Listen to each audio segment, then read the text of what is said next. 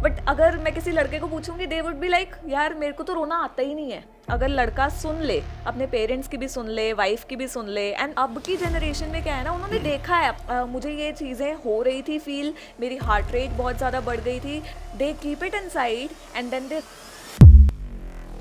नमस्कार दर्शकों, एक बार फिर से स्वागत है आपका चंडीगढ़ स्टोरीज में, जहां हम बुनते हैं किस्से, कहानियां और खूब सारी बातें। आज ऐसे ही किस्सों के साथ हमारे साथ जुड़ चुकी हैं रिचा, जो कि एक काउंसलिंग साइकोलॉजिस्ट हैं और एक कंटेंट क्रिएटर भी हैं। आपका बहुत बहुत स्वागत है चंडीगढ़ स्टोरीज में। रिचा, आप कैसे थैंक यू हैं? So much, I am good, how are you? Are you excited about the podcast? Excited but anxious. But anxious? Yes. ये काउंसलिंग साइकोलॉजिस्ट कैसे एंग्शियस हो सकता है यार? अरे यार, इंसान है आफ्टर ऑल। नॉर्मल एंग्जाइटी सबको ही होती है। कैसे कंट्रोल करते हो आप ये चीज़ें फिर अपनी? बस वही तो सीक्रेट है। आज यही सीक्रेट को हम जो है अपनी ऑडियंस को रिवील करने वाले हैं। ठीक है, done। शुरू करते हैं आपकी जर्नी से। हमारी ऑडियंस को बताएं कि आपने कैसे शुरू किया अपना करियर और कैसे यहाँ तक पहुँचे। ओके, सो जब मैं बहुत यंग थी, बहुत ज़्यादा यंग थी, जब What do you मैं mean by young बच्ची थी अच्छा। ठीक है, जब मैं बच्ची थी तब मैंने एक मूवी देखी थी, द सीक्रेट। एक्चुअली मेरे घर में पहले से ही ना सब लोग बहुत self improvement books, motivational books ये सब पढ़ते रहते थे। मेरे जो नाना जी थे वो भी लाइब्रेरियन थे, तो काफ़ी हम बुक्स वगैरह पढ़ते होते थे। तो एक दिन फैमिली ने डिसाइड किया कि बैठकर एक मूवी देखते हैं, लॉ ऑफ अट्रैक्शन पे आई है। सो जब मैंने वो देखनी स्टार्ट की तो उसमें बता रहे थे कि अरे तुम ना अपने थॉट्स को कंट्रोल कर सकते हो, कि उसके हिसाब से अपनी रियलिटी को डिफाइन कर सकते हो। ठीक है, अच्छा सोचोगे तो तुम्हारे साथ अच्छा होगा। एंड मेरे को ये चीज़ लगी यार, ये चीज़ कितनी ऐसी चीज़ है जो ज़्यादातर लोगों को पता नहीं है। यू नो, लोगों की लाइफ में कोई थॉट आता है, वो उस हिसाब से चलते रहते हैं। वहाँ लिखा आता था quantum physicist, psychologist and all. तो मैंने सोचा यार मेरे को ये चीज़ करनी है। ठीक है, कि मुझे लोगों को इंस्पायर करना है, उनको बताना है कि यार तू ऐसा ऐसा मत सोच, ऐसा सोचेगा तो ये होगा। ठीक है, तो उससे मुझे थोड़ी सी इंस्पिरेशन हुई कि मेरे को इस लाइन में जाना है। फिर मैंने 11th 12th में साइकोलॉजी ली। पहले तो पेरेंट्स वर लाइक कोई स्कोप नहीं है, कुछ नहीं होता, मत कर। नॉन मेडिकल ले ले, मेडिकल ले ले, कोई भी ऐसी स्ट्रीम ले ले। बट आई वाज लाइक नहीं नहीं नहीं, मैं प्रूव करके दिखाऊंगी। फिर मैंने जब टॉप किया तब उनको लगा कि चल ठीक है, कुछ तो कर लेगी ये। ओ भाई साहब। हाँ, तब उनको लगा कि चल। फिर क्या कर लिया आपने? फिर उसके बाद मैंने देखा कि भाई जॉब्स में तो पैसे है नहीं। ठीक है। घर वाले सही कह रहे थे। घर वाले सही कह रहे थे, बट फिर मैंने अपना खुद का स्कोप बनाया एंड तब सोशल मीडिया, कंटेंट क्रिएशन काफ़ी ज़्यादा चलना स्टार्ट हो गया था। सो आई वाज लाइक ठीक है, मैं भी इसी में आ जाती हूँ। सही है, सही है। राइट। तो अभी जैसे आपने मेरे को बताया कि आपके नाना जी लाइब्रेरियन थे, तो ऑब्वियसली जो है वो बुक्स ही ज्यादा लेकर आते होंगे और आप लोग बुक्स ही ज्यादा पढ़ते होंगे। अपनी कोई फेवरेट बुक बताओ हमारी ऑडियंस को, जो आपको लगता है कि they should read must. I think feel the fear and do it anyway. मैं बहुत सारे क्लाइंट्स को ये सजेस्ट भी करती हूँ कि डर सबको लगता है, बट डर लगने के बावजूद भी उस चीज़ को करना जो आप करना चाहते हो, दैट्स वेरी इंपॉर्टेंट। तो आई थिंक वो बहुत हेल्पफुल है सबको। आपने ना चाहते हुए ना माउंटेन ड्यू को कॉपी कर लिया। हाँ, डर के आगे चलते। मेरे दिमाग में ना सेम चीज आ रही थी, है ना? हाँ। But there is one more book जिसने मुझे भी बहुत हेल्प किया, that is by Louise L Hay and that is you can heal your life. Yeah so वो बहुत बहुत इंस्पिरेशनल बुक है and I think everyone should read it. अगर उनको लगता है ना कि मतलब मैं कहीं ना कहीं स्टक हूँ अपनी लाइफ में and I want to heal myself, it's a perfect book. It just seems like you are happy go person, हाँ? हाँ, आई एम। तो पॉजिटिविटी जो है खुद खींच लेते हो या कैसे? How do you do it? I don't know, शायद अंदर से आती है वो चीज़ कि I want to make people happy, but I am already, मतलब I think it comes from gratitude.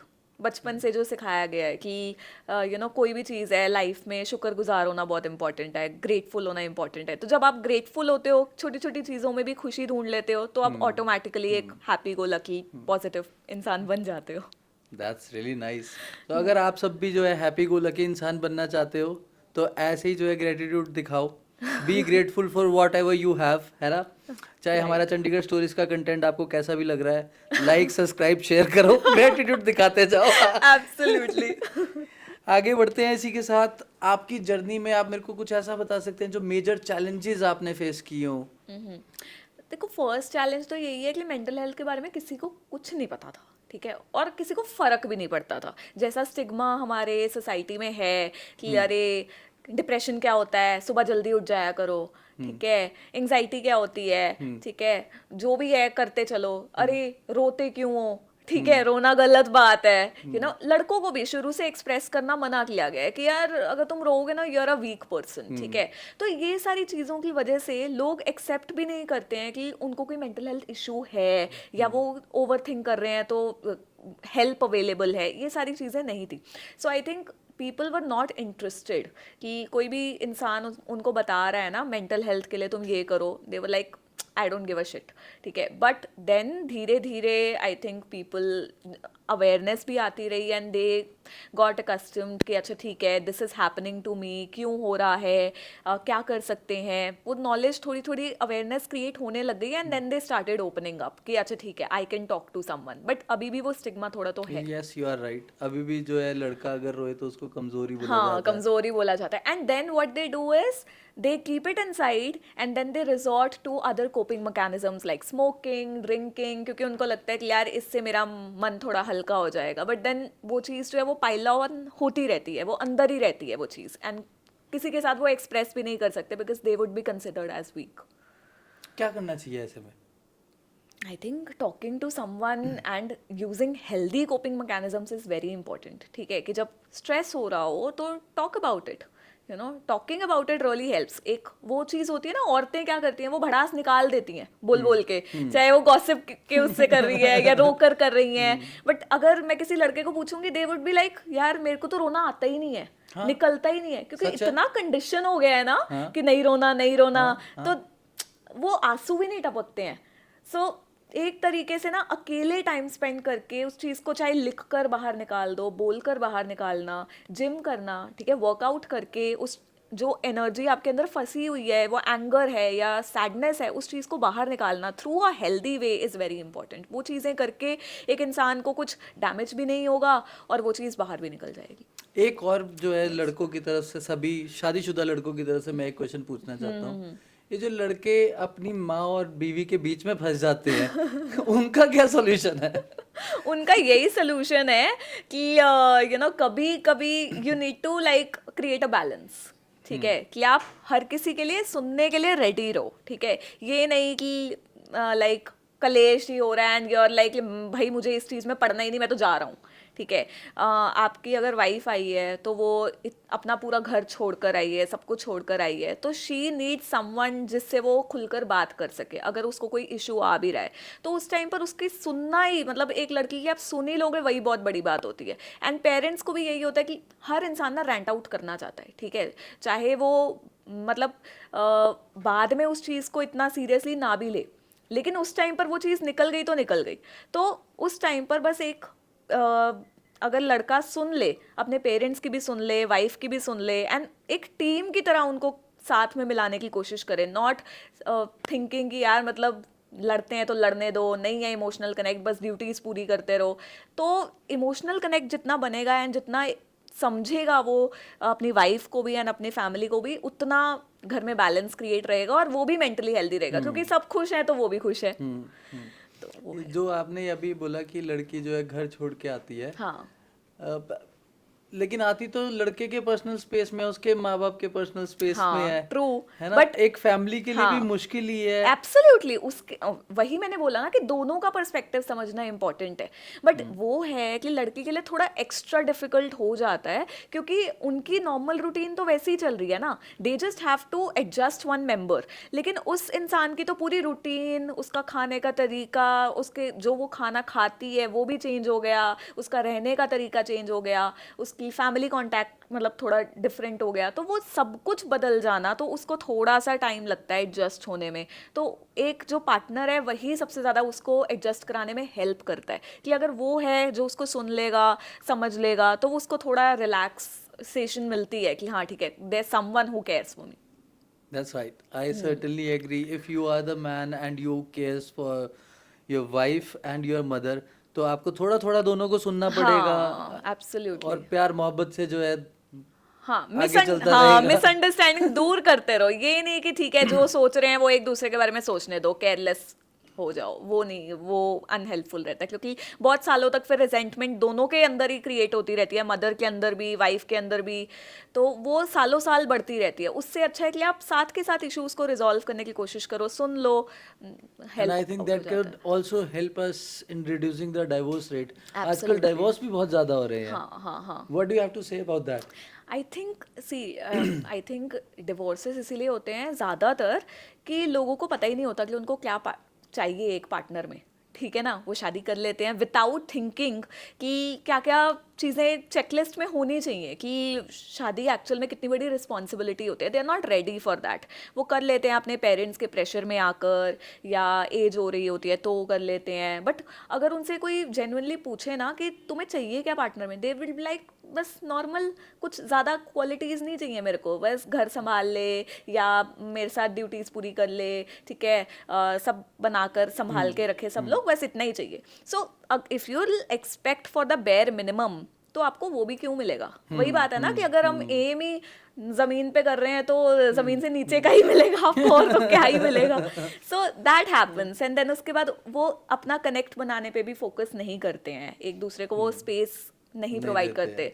तो and plus they have very like expectations बहुत ज़्यादा होती हैं कि पेरेंट्स के हिसाब से होना चाहिए, ठीक है, इसमें ये होना चाहिए, वो होना चाहिए। क्वालिटीज़ जो दिल को चाहिए वो नहीं, सोसाइटी के अकॉर्डिंगली जो क्वालिटीज़ चाहिए होती है उस पर फोकस करते हैं। फिर वो एक्सपेक्टेशंस के चक्कर में क्या होता है कि लोग पूरी नहीं कर पाते हैं, and that's why divorce happens. Okay okay, that's really interesting. But मेरे को ऐसा लग रहा था कि ये आजकल की जनरेशन की वजह से हो रहा है। Do you think is it because of the generation also कि I think the generation is getting a little smarter, ठीक है, वो अब्यूज़ नहीं सहते हैं। लाइक पहले की जो जनरेशन थी ना, वो उसमें सिखाया गया था कि चाहे जो मर्जी हो जाए साथ में रहना है, ठीक है, कि काट लो। बट अब की जनरेशन में क्या है ना, उन्होंने देखा है अपने पेरेंट्स के कलेश होते, drama, family drama, joint family का ड्रामा, कि कैसे हमारी मदर्स ने या फादर्स ने कैसे जस्ट एक ड्यूटी फुलफिल करने के चक्कर में रहते रहे साथ में, even when they were not like compatible या सही नहीं थे। तो उस चीज़ का जो ट्रॉमा है वो बच्चे बेयर करते आ रहे हैं बचपन से, कि उनको लगता है कि यार फिर फायदा क्या है ऐसी शादी का, अगर मैंने भी सेम चीज़ गो थ्रू करनी है। So now people are less adjusting, they know what they want, so that's why they are like कि मतलब मैं क्यों कॉम्प्रोमाइज करूं इतना।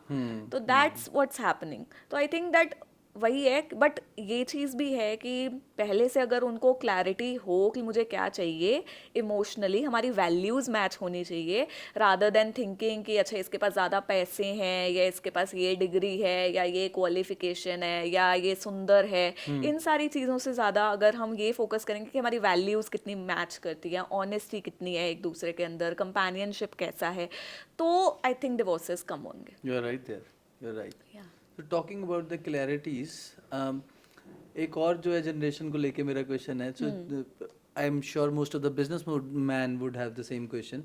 जो जनरेशन आजकल एम्प्लॉय भी हो रही है, they want results very fast, else, और इनका प्रोफेशनल लाइफ और पर्सनल लाइफ बड़ा क्लियर है, वीकेंड्स बड़े क्लियर हैं, है ना, मैं इतने बजे जा रहा हूँ, मेरे को काम ही नहीं करना है। तो Right. वो क्लैरिटी कैसे दे इनको?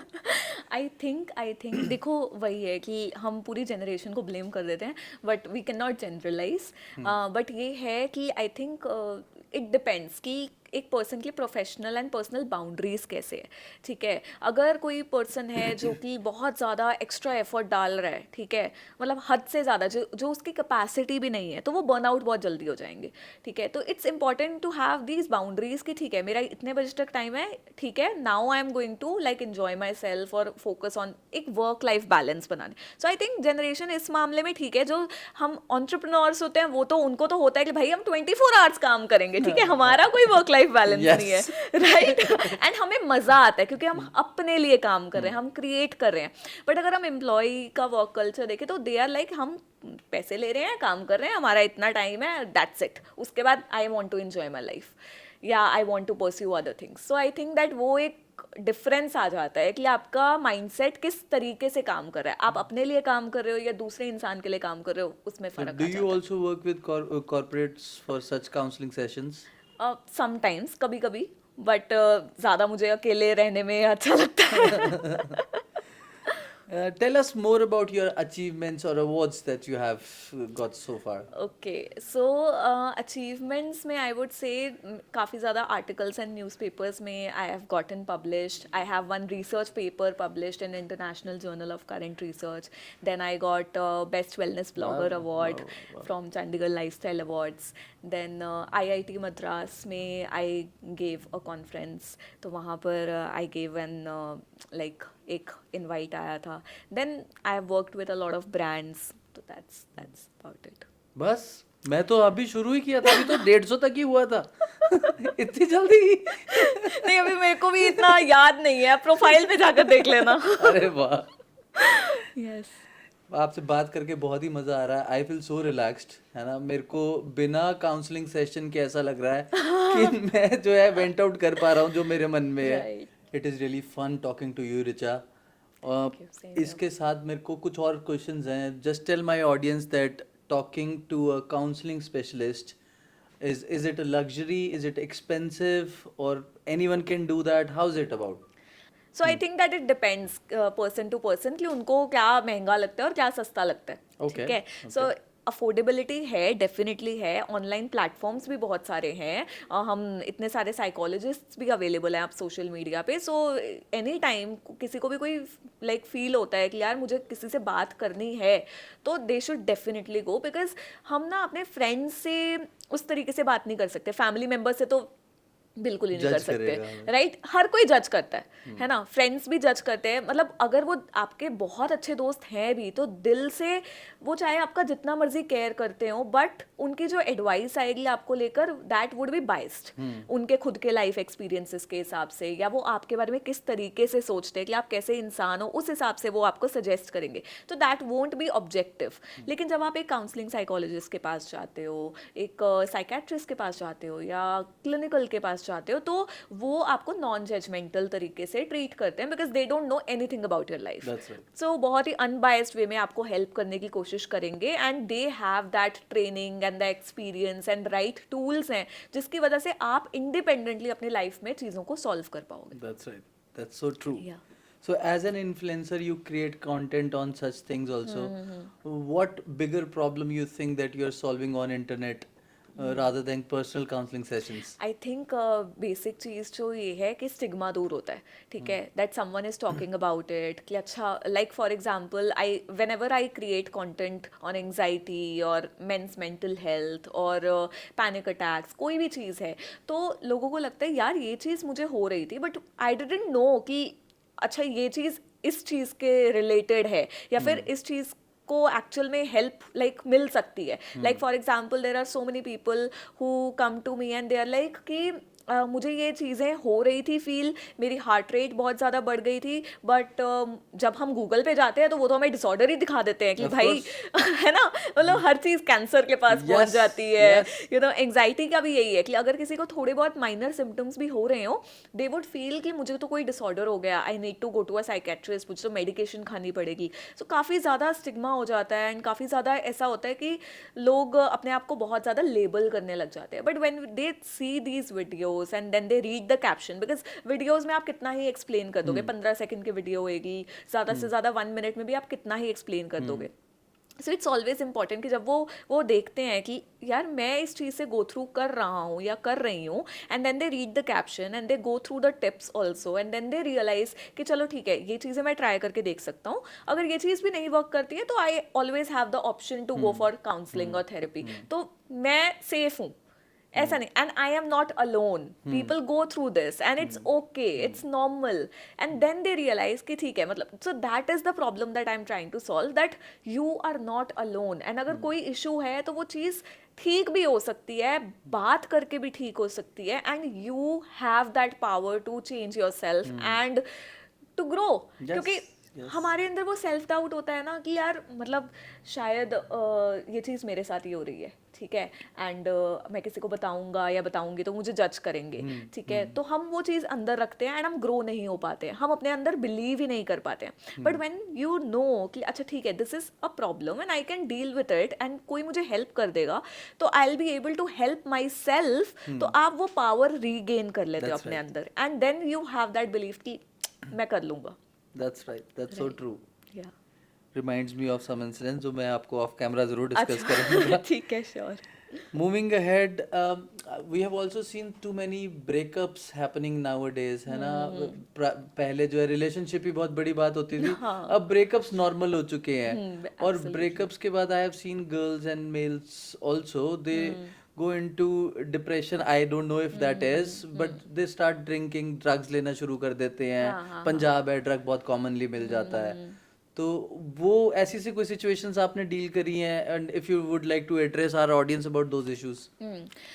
Yeah, absolutely. I think I won't, मतलब obviously client confidentiality and everything, right? But बहुत सारे clients हैं जो कि breakups हों, relationship issues हों, they don't know actually कि cope कैसे करना है अपनी life के साथ, है ना. कोई भी चीज़ हो रही है, like for example आप किसी से घंटों घंटों बात करते होते थे, ठीक है, आपकी इतनी अटैचमेंट हो गई थी कि सुबह भी आप गुड मॉर्निंग भेज रहे हो, रात को भी आप गुड नाइट करके सो रहे हो, ठीक है, बट देन एकदम से वो इंसान गायब हो गया. एक तरीके से वो है तो ग्रीफ, आपने किसी को खोया है अपनी लाइफ में, इट इज़ अ लॉस, ठीक है. सो जब हम किसी को खोते हैं तो चाहे किसी की डेथ हो गई है, चाहे वो हमारी लाइफ से, इवन आप ब्रेकअप्स की बात करो, फ्रेंडशिप ब्रेकअप्स भी बहुत कॉमन है कि किसी की दोस्ती भी टूट जाती है जिसके साथ आप घंटों घंटों घूमते होते थे, सारी बातें डिस्कस करते थे, एंड वो चीज़ कट डाउन हो गई तो एक अकेलापन फील होना स्टार्ट हो जाता है, एक एम्प्टीनेस लगने लग जाती है, एंड फिर आपका दूसरों के साथ कनेक्ट बनाने का भी मन नहीं करता है क्योंकि आपको लगता है कि यार एक दिन इस इंसान ने भी मुझे छोड़ देना है. सो इस वजह से इट्स सो इम्पॉर्टेंट कि उनको एक हेल्दी कोपिंग मैकेनिज्म मिले, लेकिन वो उनको पता नहीं होता है. तो उनके जो सर्कल होता है, फ्रेंड ग्रुप हो गया, ठीक है, या आसपास के लोग, वो क्या बोलते हैं, स्मोक कर ले, ठीक है, ठीक फील करेगा, ठीक है. तो जो लोग हार्डकोर ड्रग्स में होते हैं वो उस साइड घेर देते हैं, भेज देते हैं, ठीक है. तो जिस तरीके का भी इन्फ्लुएंस होता है या उन्होंने अपनी फैमिली में जो जो चीज़ें देखी होती हैं उस हिसाब से वो अपने आप को कोप अप करना शुरू कर देते हैं, बिकॉज दे डोंट नो कि अच्छा और कोई तरीका है जिससे मैं उस चीज़ से डील कर सकता हूँ. So that is very common, and इसीलिए बहुत इंपॉर्टेंट है कि हम उस टाइप की अवेयरनेस जनरेट करें that there are so many things जो कि एक इंसान कर सकता है टू कोप अप. उसको इस लाइक डाउनहिल जाने की ज़रूरत नहीं है. वो सीक्रेट शेयर करना चाहोगे हमारी ऑडियंस के साथ कि क्या तरीका है वो दादी के नुस्खे की तरह? देखो इतना मतलब इजी है, ऐसा नहीं है, कुछ मुश्किल नहीं है, ठीक है. जैसे मेन चीज़ क्या होती है कि हमारे पास कोई बात करने को नहीं होता है, तो हम क्या करते हैं, हम अंदर रखने लग जाते हैं, ठीक है. अगर हम किसी फ्रेंड को भी बता रहे हैं, वो बोलेगा भाई बस कर, कितना सुनाएगी एक ही चीज़ को बार बार, भूल जा, छोड़ दे, ये कर ले, दारू पी ले, वॉट एवर, ठीक है. सो वेरी इंपॉर्टेंट कि आप उस चीज़ को बाहर निकालना शुरू करो. Either talk to a trusted person जो आपको सुनने, वैलिडेट करे और आपको जज ना करे, ठीक है. और what you can do is that you can start writing down. Okay, आप लिखना शुरू करो, ठीक है, उस चीज़ को जो कोई पढ़ेगा भी नहीं, सो बेसिकली कोई जज भी नहीं करेगा, ठीक है. तो आपने लिख दी सारी भड़ास कि मुझे ऐसा फील हो रहा है, मेरा माइंड इस तरीके से वर्क नहीं कर रहा है, I am missing this person, what ever, वो एक बार बाहर निकल जाएगा सिस्टम से, राइट. जब वो चीज़ बाहर निकल जाती है आपकी बॉडी थोड़ा सा कोप करना स्टार्ट कर देती है. कोई भी टाइप की एक्सरसाइज करना, ठीक है, बिकॉज उससे भी हमारे बॉडी में पॉजिटिव केमिकल्स रिलीज होते हैं, एंडोर्फिन्स रिलीज होते हैं, जिससे हमें पेन कम महसूस होता है. सो काफ़ी लोग जो हैं वो वर्कआउट करना शुरू कर देते हैं आफ्टर लूजिंग समवन. सो वो इंगेज रहते हैं उस एक्टिविटी में, और डूइंग एनी एक्टिविटी जो तुम्हें पसंद है for 1 hour in a day, ताकि आप अपने सेल्फ के साथ कनेक्टेड रहो. Otherwise what people do is they doom scroll, वो सोशल मीडिया पे बस रील स्क्रॉल करेंगे, एंड उनको लगेगा कि यार मेरी लाइफ में कुछ सॉल्व ही नहीं हो रहा है, सब कुछ दुखी है, सब ग्रो कर रहे हैं मेरे को छोड़ के, and they just lose themselves in that process. Important है कि अपने साथ वो कनेक्ट बनाना, चाहे वो म्यूजिक के थ्रू है, चाहे वो लिखने के थ्रू है, चाहे वो पेंटिंग के थ्रू है, चाहे यू नो तभी लोग अपना पेन भी एक्सप्रेस करना शुरू करते हैं पोइट्री के थ्रू एंड ऑल. तो वो चीज़ इंपॉर्टेंट है ताकि वो सिस्टम से निकले. एंड देन अगर इन चीज़ों से भी आपको लग रहा है कि प्रॉपर गाइडेंस नहीं मिल रही है एंड और भी कुछ मतलब कुछ मिसिंग है, किसी से बात करना इंपॉर्टेंट है, then talk to a professional counsellor. It's always available. मैं भी ये कोट आपको बताता हूँ जो मेरा फेवरेट है कि खुद को ढूंढो, बाकी तो सब गूगल पे मिल ही रहा है. Right, absolutely.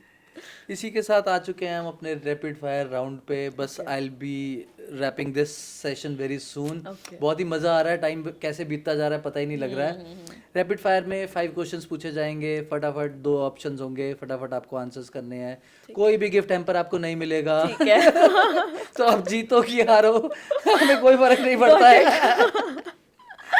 But ऐसे keep referring Chandigarh stories in your circle and you guys if you are having fun please comment करके बताओ कि आगे कौन कौन से क्वेश्चन हम पूछ सकते हैं।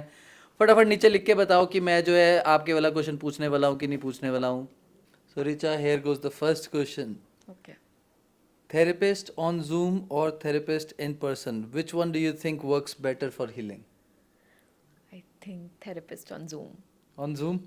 क्योंकि ज़्यादा क्लाइंट मिल सकते हैं इसलिए। नहीं, I think that it's more comfortable for the client as well. घर पे बैठकर भी मैं जब मर्जी जहां मर्जी बैठा हूँ मैं बात कर सकता हूँ। That's right. Yeah. So, what works better, therapy or Netflix and chill? Therapy. Therapy. What do you prefer most? Social media detox for 24 hours or spending the whole day talking to your parents about your life? Social media detox for 24 hours. Parents से अभी भी बात नहीं करोगे आप? बिल्कुल detail में नहीं? नहीं, वो तो सबके पेरेंट्स फिर सारी खुरेद खुरेद के पता नहीं कहाँ तक पहुंच जाते हैं, तो उसको कौन वो करना चाहता है। True, true, true. And which one actually strengthens someone's relationship in long run? Options are opening up to your partner for everything or keeping your feeling to yourself. Opening up. तो पार्टनर नहीं जज करेगा? नहीं, नहीं करेगा? अब जज करेगा उसको थेरेपी में भेज देना। ये भी ठीक है। या तू मेरा क्लाइंट है? थेरेपी। नहीं तो तू तो मेरा क्लाइंट है ही है। एब्सोल्युटली। सही। Therapy for deep mental breakthrough or therapy just to vent out? I think deep mental breakthrough. अच्छा, छोटे मोटे प्रॉब्लम्स के लिए आपके पास ना आते हैं आते हैं? हाँ, बट उसमें भी कुछ डीप निकल आता है, you know, तभी वहां तक होता है। तभी आता है। That's right. So mindful walk for 5 minutes or sleeping for 30 minutes? I think sleeping for 30 minutes. Duration is everything. या हाँ, 5 मिनट में तुम क्या क्या कर लो? काम से हट के? नहीं, फिर भी आई थिंक इट्स इम्पोर्टेंट। इससे अच्छा तो 30 मिनट्स हो जाओ, but I think that it depends, ठीक है ना, किसको क्या ज़्यादा बेनिफिशियल लगता है, That's उस right. पे भी फर्क पड़ता है। एंड मेरे को और क्वेश्चंस आ नहीं रहे हैं एक थेरेपिस्ट के लिए पूछने के लिए, क्योंकि एज यू सेड अर्लियर कि ये अभी भी जो है लोग कम हाँ, अवेयर हैं इस चीज़ के लिए। So we would want more people to know about therapy and how therapy can help. So before we leave, just give our audience one tip how they can self-heal themselves, or what would you like them to know about therapy? Okay okay. So guys देखो, अगर आपको लगता है कि यार मतलब मुझे daily life में थोड़ी बहुत दिक्कत आ रही है बट मेरा काम चल रहा है, ठीक है, फिर तो थोड़े बहुत टूल्स आपको आने ही चाहिए, जैसे कि जर्नलिंग हो गया, ठीक है, आप 1 घंटा अपने लिए निकाल लो सेल्फ केयर के लिए, ठीक है, what ever makes you happy, कोई भी हॉबी आपको पसंद है, ठीक है, थोड़ी बहुत एक्सरसाइज दिन में कर ली, लोगों से बात कर ली, ठीक है, थोड़ा सोशलाइज कर लिया, वो सारी चीज़ें आपको हेल्प करेंगी।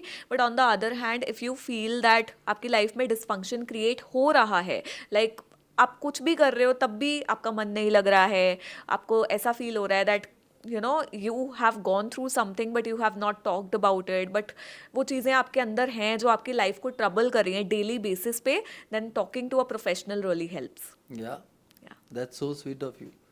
And इसी के साथ एक लास्ट क्वेश्चन और पूछता हूँ. What do you think is better, a strong face or crying it out? Crying it out, absolutely. I think उसी में रियल स्ट्रेंथ है, यू नो, अपने इमोशंस को बाहर निकालना and accepting yourself the way you are, ठीक है, that's not weakness, but हाँ इमोशंस को मैनेज करना that is a separate thing, but I think that एक बार आप अंदर से वो चीज़ बाहर निकाल दो, you will feel so much better, because जो स्ट्रॉन्ग फेस होता है ना उसके पीछे इतनी सारी चीज़ें होती हैं एंड इतने सारे इमोशंस होते हैं जो कि कभी बाहर नहीं निकले होते, इसलिए हेल्थ इश्यूज चाहे फिजिकल हो चाहे मेंटल हो बहुत सारे क्रिएट हो जाते हैं, so it's always better to cry it out. You are right there. ये था हमारा आज का सेशन और इसी के साथ जो है हम अपना आज का एपिसोड एंड करते हैं. प्लीज़ कमेंट करके बताएं कि आपको हमारा चंडीगढ़ स्टोरीज का आज का एपिसोड कैसा लगा। मैं हूं आपका होस्ट प्रणय चावला और मेरे साथ है रिचा, आज की guest. Thank you so much for being on Thank Chandigarh you so stories. much. It was Thank you so lovely much. Having you here. Thank you so much for inviting.